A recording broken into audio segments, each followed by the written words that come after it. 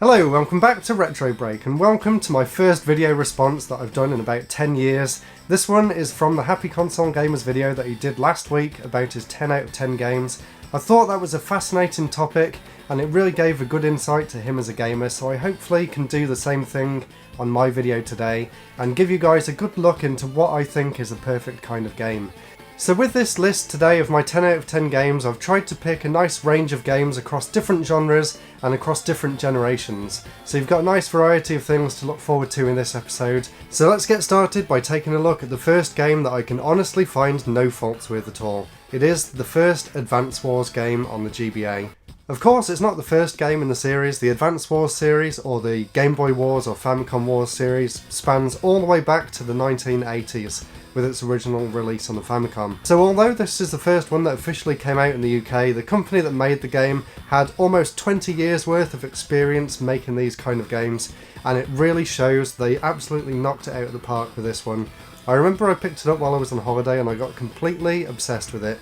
I've played every game since, but I still don't think they live up to the simplicity and just the joy of playing the original. If you don't know what it is, it's a strategy game, kind of like the more recent Fire Emblem games that you might be used to, but this one's all about a war zone. It's got really nice, cute and colourful graphics, and it just plays absolutely perfectly. So I really highly recommend giving this game a go if you've got a way to play it. And I really hope that they make another game in the series in the future. It's been way too long since the last Advance Wars game came out. Now the second game here, and this one I still think is a genre-defining game. There's been many games since, especially in recent years, that have tried to recapture the essence of this game, but I honestly don't think any have even come close to matching just the level of polish and perfection that is Super Metroid. I actually only first played this game on the Wii Virtual Console, so I didn't grow up with it, but even so I still think it is by far the best game in its genre. Just the atmosphere, the level layout, the different weapons that you get throughout the game, just the huge jump that this was compared to the NES game.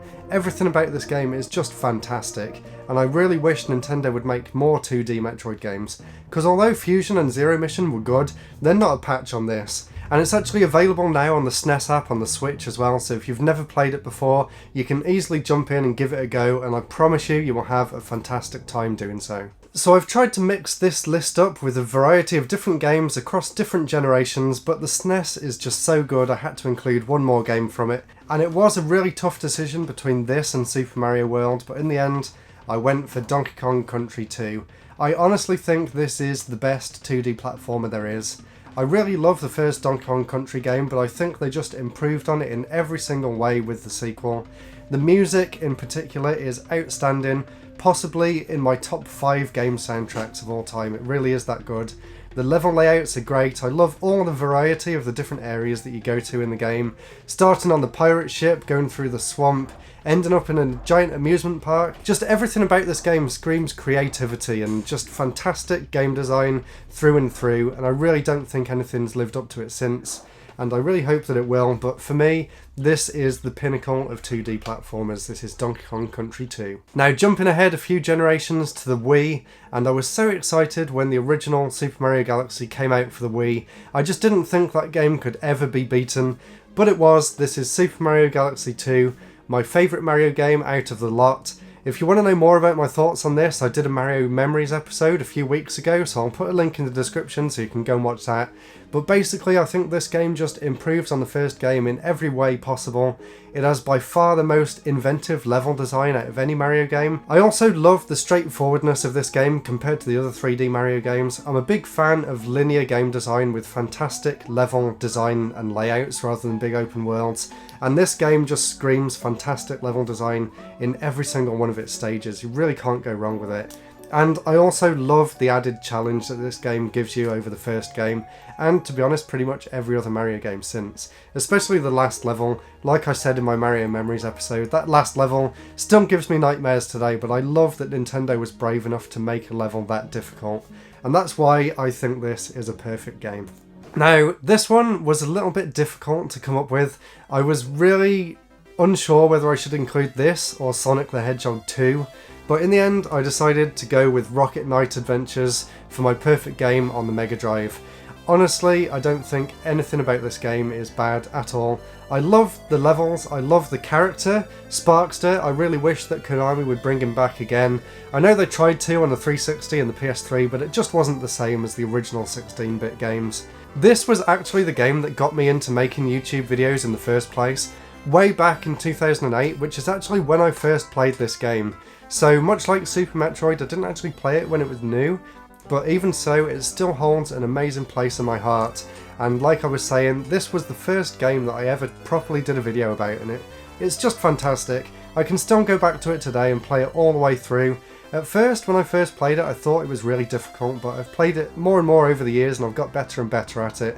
I love the mechanics of the rocket pack, and I really just can't fault it at all. It plays really well, and there's like no filler in the game at all, unlike the sequels. It's just fantastic level after fantastic level, all the way to the amazing final boss at the end, so highly recommend this, and if you've never played it before, definitely go and check it out. This is Rocket Knight Adventures. Now, I'm still not sure what to put in this spot.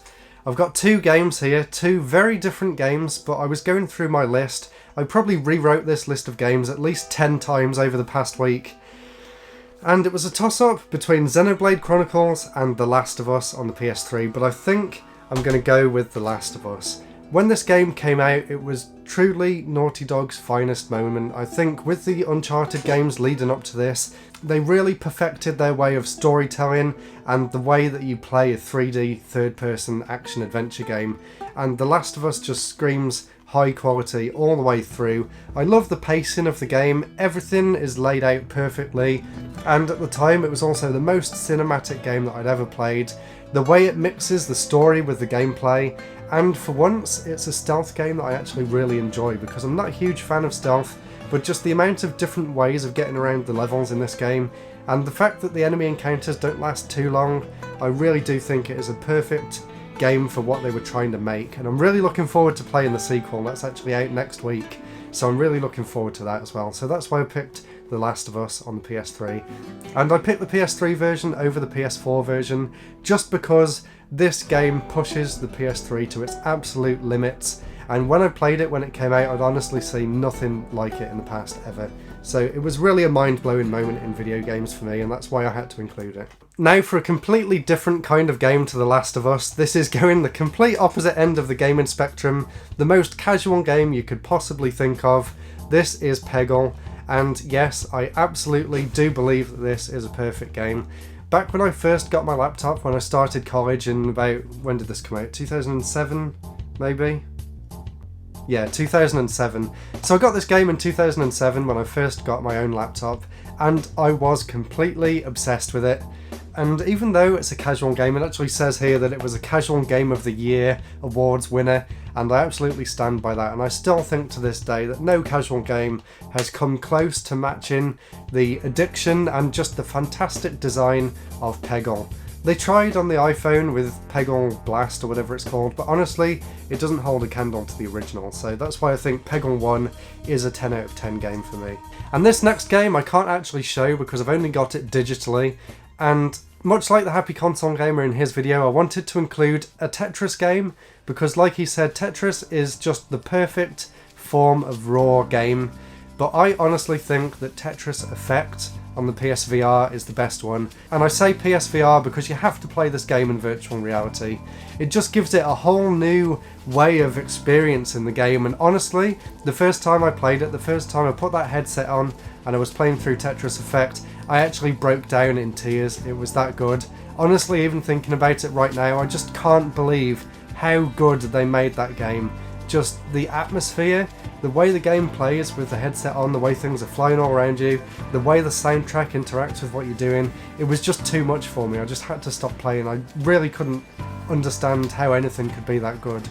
And it's really, really hard to explain. You really need to experience it in VR for yourself. So that's why Tetris Effect for me is a 10 out of 10 game, and I really, really can't wait to see what Mizuguchi comes up with next. And the next game, once again, is one that I can't actually show off physically because I've only got this downloaded. It came out in 2009 and I first played it on the Wii, and to be honest, it was one of the first retro revival games of its kind, and I just had to include a Megaman game on this list. I've got it here on the Switch. Yes, it's Megaman 9. I honestly think this is my favourite Mega Man game out of the lot. They took everything that made the original 8-bit games great, and they just made it into one of the best retro revival games. Even to this day, there's been so many similar games like this, but I don't think any have lived up to what Mega Man 9 did for reviving the retro genre, and I just honestly think that it's a perfect Mega Man game as well. The levels all play really well, I think they've all been designed fantastically, and once again this was one of the very first games that I ever did videos about on my channel here. Way back in 2009 I did a sort of guide series on how to get through all of the levels without getting hit. So that's just how much I loved this game when it came out. I played it to death, and I actually got the achievement for going through the entire game without taking any damage, which is just insane, and there's probably no chance of me being able to do that today.